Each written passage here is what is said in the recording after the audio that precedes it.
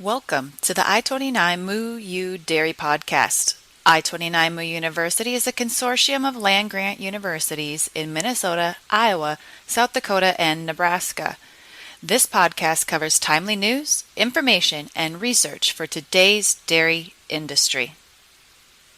Well, welcome everyone. My name is Jim Salfer. I'm a University of Minnesota regional dairy educator and really fortunate today to be honored to have Mike Hutjens on our podcast. I'm also joined by Fred Hall. He's an Iowa State University dairy field specialist in Northwest Iowa. Welcome, Fred.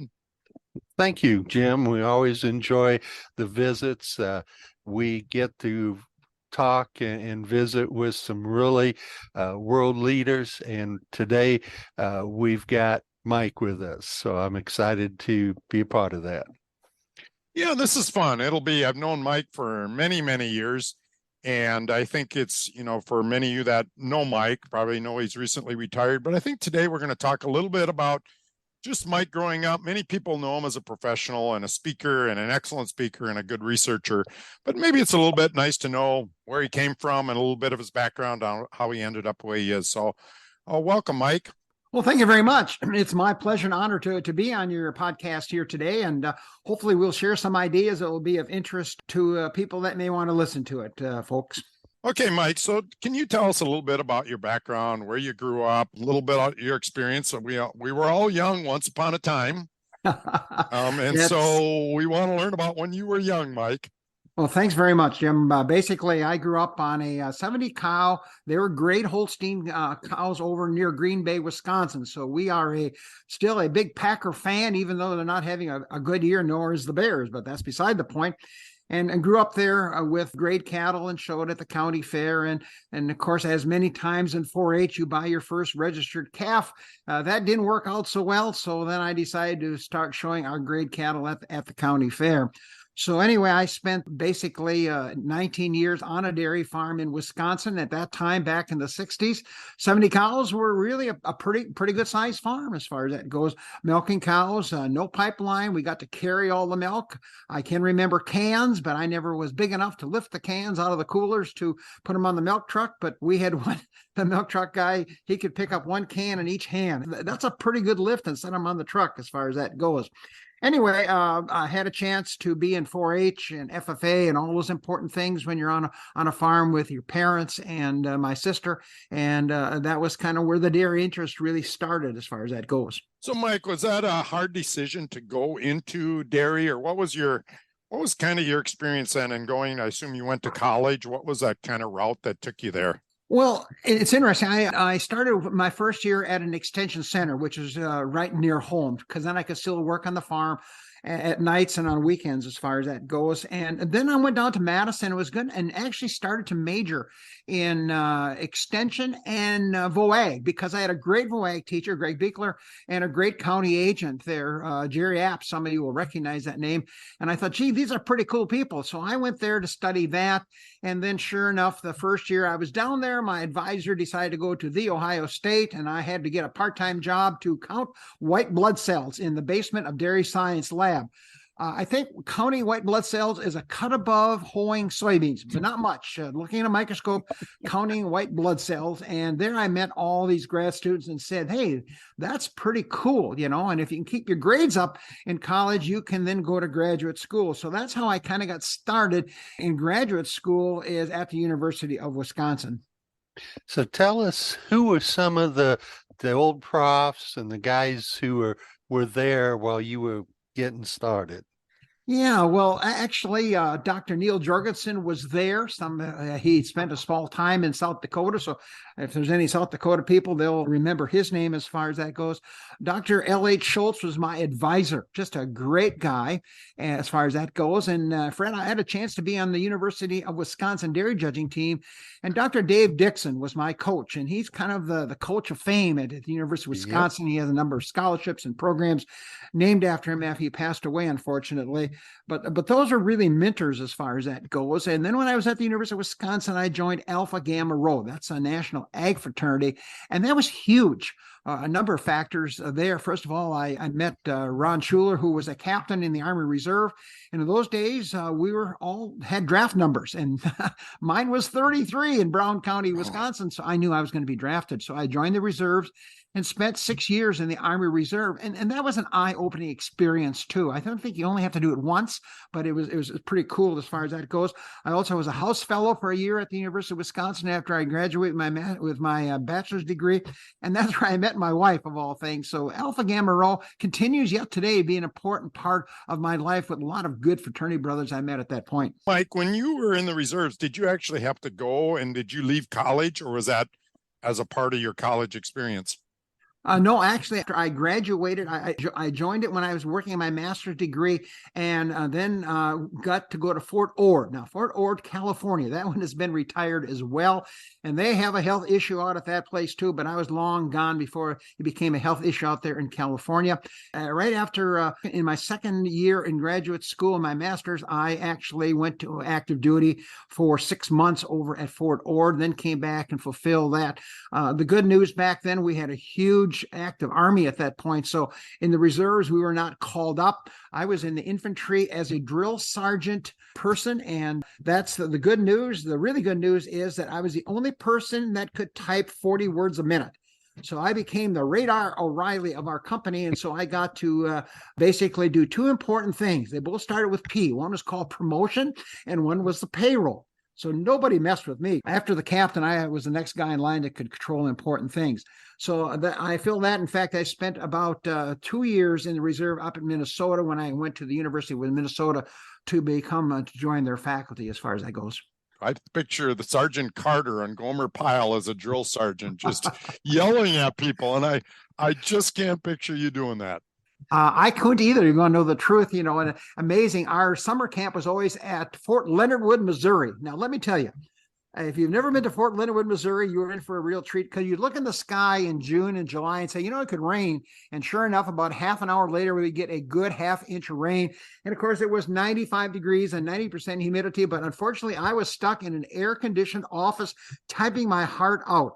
Meanwhile, those guys that were in my unit, they were out there training the troops. And the real bad news is we caught what was the 9th week of training soldiers, and that meant the 25-mile speed march. And a lot of our guys weren't used to 25-mile speed marches. But anyway, it was good to be the company clerk. Do you remember the mosquito stand there? Unfortunately, or fortunately, I didn't have a chance to experience that, Fred. Okay. So I'll take your look on it if they have big mosquitoes. But man, I tell you, northern Minnesota, Jim, we had some years when it was wet up there. The mosquitoes were as big as birds. I tell you, they could really grow mosquitoes up in Roseau and northern parts of Minnesota. Yeah, you're right. Once you got your degrees, what was your first job? Where did you wind up?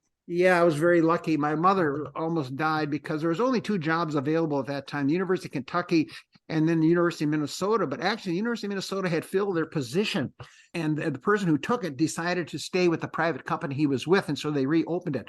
So those were the only 2 jobs, and so I had my choice of those 2 positions. And so I joined the staff at the University of Minnesota on the St. Paul campus from 1971 to 1979, and that was an extension position. And then, unfortunately, Dr. Garth Miller, some of you may or may not know him, he passed away. He was their coach. And so, lo and behold, much like in the Army, I was the only person that ever judged dairy cattle on the staff at the University of Minnesota. So the department head said, guess what, Mike? We're going to make you the coach of the team.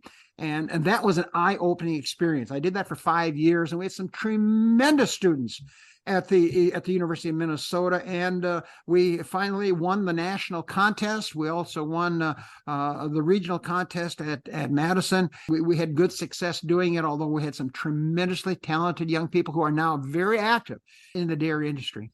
Yeah, I talked to, run across, of course, a number of people that were on your judging teams, and they speak fondly of those memories. And I'm partly you being a coach, but probably partly I think we all, I judged in college too, and you really do form close relationships because you go around, you practice together, and you go to contests together. So I think many of us have good, fond memories of that. But boy, it takes a lot of time from a coaching standpoint, just a lot of commitment.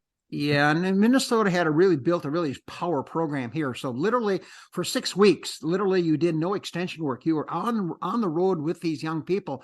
The classes didn't start until after Labor Day. So you basically had 3 or 4 weeks that other schools were in session and we weren't. And so we'd be out on these dairy farms.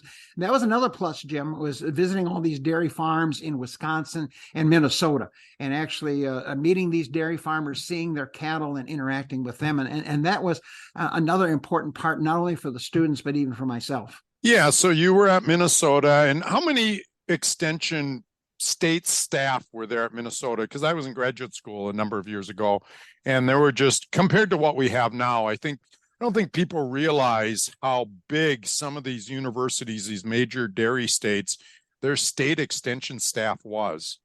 Yeah, we had 4 specialists there. Ralph Wayne, who retired about 3 or 4 years after I started and was one of my mentors. A young man by the name of Joe Collin. And Joe is still active in Wisconsin doing some of his growing apples, of all things. And he was one of my mentors as well. And he really helped me out a great deal. Bill Mudge would have been the third one. And then myself would have been the fourth one. And I had the nutrition area as far as that goes. So though we had 4 state specialists at that time, Jim, your position wasn't there, but Francis Januska, some of you will recognize that name. He was one of my mentors. Russ Goody and Larry Tandy and Dave Chomey were also down the southern part of Minnesota, and they were really mentors for a young extension person. And because if you came in your county and gave a meeting, you better do it right, and you better do what they wanted you to do. Otherwise, you would not be invited back. And in fact, all 4 of us decided that we would limit ourselves to 80 meetings a year in Minnesota. That was it. We were just saying that's enough. And so that meant that we were putting out well in excess of 200 county or regional meetings a year in the state of Minnesota. And of course, that's all changed. I'm sure, Jim, you can answer that, but certainly has changed down here in Illinois as well. But one of my real mentors there was Don Otterby. And I don't know if any of you would recognize that name or not, but he was just a real savior. Because you know what? When you graduate from graduate school, you know everything about the TCA cycle and those kinds of things. Well, the farmers don't want to know about the TCA cycle. They want to know, why did their cows stop eating, or why don't they eat enough dry matter, or why do they get milk fever? And as a young PhD, you know, we didn't have very many answers for that. And so I spent many hours in Don's office asking him for his suggestions and guidelines, as well, along with John Donker, that was still on the faculty there as well. Mike, you're right. It's just interesting. You know, I've worked in extension a long time, and the things you learn in graduate school aren't the questions you get on farms. So yeah, you're exactly right. So kind of walk through your career then. So then you were at Minnesota until 1979. And then what caused you to move over to Illinois? Well, that's an interesting question. I joined the faculty in 1979. To be honest with you, there's a couple of reasons. Number one, it was a dairy science department, and I loved dairy science departments. I grew up one in Wisconsin, and then I went to Minnesota and discovered it has a slightly different structure and focus than a dairy department. So I said, I'd like to come back to a dairy department. Illinois had that. Second of all, they allowed me to lead the dairy extension team. And that time we had 4 people here at Illinois, believe it or not, at that time on our state team here. One was committed to DHI of those 4 individuals as well. And then there was Joe Conlon and Bob Appleman, who I thought I could never get around these people. You know, it's kind of like playing a football. Aaron Rodgers is the quarterback. You know, your chances of playing in the game is probably pretty limited. And so I said, you know, these guys are senior to me by 3, in some cases 10 years. They're going to be there for another 10 or 15 years. And so my role there is going to be certainly you can figure that out where it all fits together. And as you already mentioned, the judging team took 6 weeks a year. And, you know, after about 5 or 6 years of that, I'm saying, with a young family, boy, that's a lot of time away. Mm-hmm. And so I decided I would go to Illinois. And so your family, let's talk a little bit about that. So how, you know, were your children all born while you were in Minnesota, or did they grow when you were in Illinois, or how'd that all kind of transpose? Well, that's kind of an interesting question. I had, the time we got rolled into Minnesota, we had 2 children. They were basically one under 1 and one slightly over 3. So we had 2 children born in Wisconsin, and we had one child born in Minnesota and 2 in Illinois. So We have that interesting spread out of family, a lot of range, 18 years between the youngest and oldest as far as that goes. Certainly, extension is not a really good fit for family people, because certainly when we had those 80 meetings in Minnesota and back in Illinois, one of the reasons they wanted a program just like Minnesota and Illinois, because their dairy farmers said we don't see enough extension visibility either in the vet school nor from the animal science department. That would have been another reason. And so it looked like if I could just bring part of the Minnesota program to Illinois, it would be a home run, because it was working really well in Minnesota when I left, and it still is working quite well in Minnesota also. So certainly the family has to adjust. Hopefully your wife can handle all those commitments that parents have to do when you're traveling 3 or 4 days out of the week, especially from basically mid-November to the middle of March or late March as far as that goes. So that's a challenge. So what kind of extension programs did you do in Illinois and both in Minnesota? Were they pretty much all meetings? Did you travel county to county? I mean, obviously that was pre all this technology that we have, but what kind of programs did you find the most successful over your career? Well, in Minnesota, the county-based meetings were very, very powerful, because you had to get known. Dairy farmers, I think if they don't know you, or at least think they know you, then your opportunity to provide information, get calls from them, they want inputs on certain decisions they're making on a farm. So I think that was really important. In fact, in your county, Jim, Francis would have 4 meetings for me a year, because the county was so big and there were so many dairy farmers up in Stearns County. In fact, at one time, Stearns was in the top 10 in the United States as far as terms of dairy cattle, as far as that goes. When I went to Illinois, basically we went to more what we called regional meetings, and we would have 12 dairy days.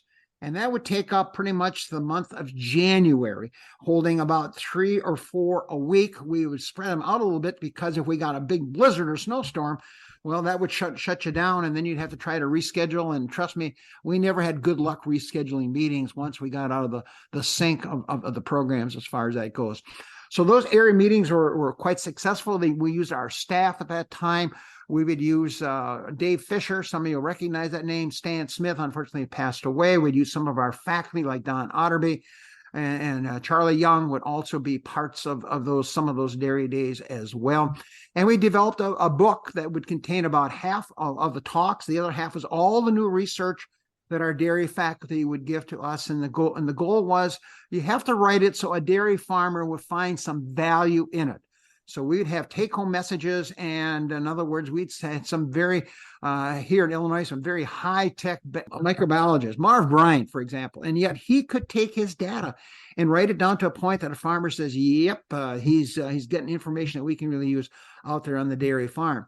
So that was kind of the program. And then we had a second part, which we called round tables. And that meant that I would come out and maybe spend 20 minutes saying, well, what's hot? What kind of phone calls are we getting? What are the questions that are being asked as far as that goes? And then we would go around the room, and each farmer would get a chance to ask his or her question they want to ask. And we went around to each person. Some would take, I'll take a bye, you can come back to me. Others had them written down, and they would get their tablet out and they would ask those. And those were really successful meetings. And we would have almost about 25 of those a year also at Illinois. And those would be county-based and controlled pretty much by the farm. In some cases, they were veterinarian sponsored. In some cases, there were feed companies that would sponsor the luncheon as far as that goes. And they were really quite successful. Yeah. Fred, do you have any questions or comments for Mike? Well, I was just wondering, while you were used to these live programs, what's your first recollection when you had a digital or an online or some kind of technology program? Yeah, it was kind of fun, Fred. Here at Illinois, they have with online or educational program, primarily of VOAG instructors and county agents and like that. And so we offered a dairy nutrition and management class, and that would be from 6 at night to 9 o'clock at night. And so we would drive out and if you ever been to Illinois, all our cows are located on the Wisconsin border or down near St. Louis. So that makes for a fairly long day doing your day job, and then load up and drive 2 hours. And in some cases, they would use a university plane and fly us up to Freeport to give those that training. And these would be 10 weeks in length. And those people who took that thought they were really super, because you could really build from week to week. And those people were coming back. Yes, they were paying something for that. The price was pretty modest. But then, Fred, quickly they discovered that airplanes cost money and mileage costs money. Let's do it by technology. And so that's my first chance of using technology. I was very blessed to have, believe it or not, a dairy farmer by the name of Jim Baltz, who came back here to the university to work an advanced degree, and he became our IT person, and he was delivering that and was very skilled with IT, took a number of classes at our community college here, and was quite good at it. And that started us on the technology for teaching those online classes. And then luckily we had a young man by the name of Dick Wallace, a veterinarian, who joined us now, and some of you will recognize that name because he's one of the national regional managers here for Zoetis as far as that goes. So he was teaching 3 classes. I was teaching 3 classes online. And then the student could end up getting what we call a dairy certificate. And that has become more popular now here at the University of Illinois. It's not a degree, but it's a certificate of completion. And yes, those people would have to take a test. They would do their homework. They would turn in their requirements, and they'd have to attend class as far as that goes. And that was really great fun. Basically, from 2000 to about 2015, that's the highlight of that. We had international people attending that. And for some of them, that was a huge thing, because with their company or their university or their job, this dairy certificate was a big deal. And then we had one meeting at World Dairy Expo where we had a one-day class for them if they wanted to come to at Horde's Dairyman Dairy. They have a really nice facility there. And we would use their dairy farm and also the classroom. And that kind of was a capstone for some of those students. And now did that develop into, I know when I first started here in Iowa, Leo Timms had students that would be part of a program you were doing. Was that the program, or had it changed into something different? No, you're exactly right. Leo Timms was one of our really big time supporters, and he would typically have 10 to 12 students enrolled in a class, and he and his students would sit in every Monday night for the hour-long program. And that's what it was, 1 hour a week, 1 hour of homework, which they would turn into Leo, and then they would take their final exam online and send that, or not online, but they would download that and send it to me to be graded as far as that goes. So Leo was a big-time supporter of that, and the credit was given to those students by Iowa State, not Illinois, because immediately we tried to do that, and of course, all the politics. Well, who's going to get the money? Who's in charge? Who this and that? And we finally said, you know what, Leo, if you can have your students sign up for a 2-credit class at Iowa State, then I will do all the grading, I will do all the lecturing, and all you have to do is award the credit. Texas A&M did the same thing. We had a very structured program there with Dr. Mike Tomaszewski, and then we would have students from Michigan State, North Dakota, South Dakota, Kentucky was big, so was Kansas, and it depended on the faculty member. If Mike Brooks was there, then we would get students. And so a lot of those were the universities that didn't have this, what we would call a really applied dairy nutrition and management class. They had the very basic programs. They didn't have the very in-depth ones for the grad students, but they didn't have this very plain one. And what's interesting, guys, we would have some of our beef students, graduate students, take our classes because they quickly learned that the jobs were going to be a ruminant nutrition. So you were expected to be able to discuss not only beef, cow, calf, and feedlots, but also dairy cattle would be part of the responsibility. In fact, we had a young lady that was in poultry, and she was from Honduras. And lo and behold, she took the class, and guess where her first job was? In Honduras, teaching dairy science in Honduras. Oh. And so, needless to say, we shared a lot of our visuals with her. And to this day, now she's the dean. And so now she's trying to, last year was trying to organize something in Honduras to bring our program into their country. So, Mike, what would you say, looking back, you've had a long, pretty illustrious career in a couple of different places, grew up in Wisconsin. What do you think is the most satisfying part of your career? I mean, you've stuck with the universities the entire time, didn't go into industry. Obviously, you must have enjoyed what you did. Sure seems like it.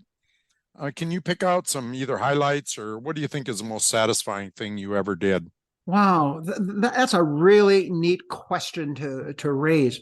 I think the interaction with dairy farmers was probably the most satisfying thing to see. They trusted us, and that would include Fred, you, and Jim, you as well. They would actually trust you.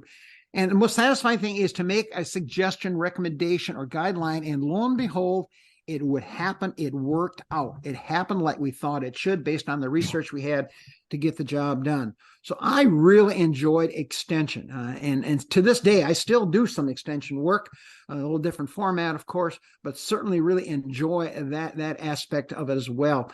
And what do they say? You never have to work a day in your life if you enjoy your job. So I'm not sure I've ever worked a day in my life as far as that goes.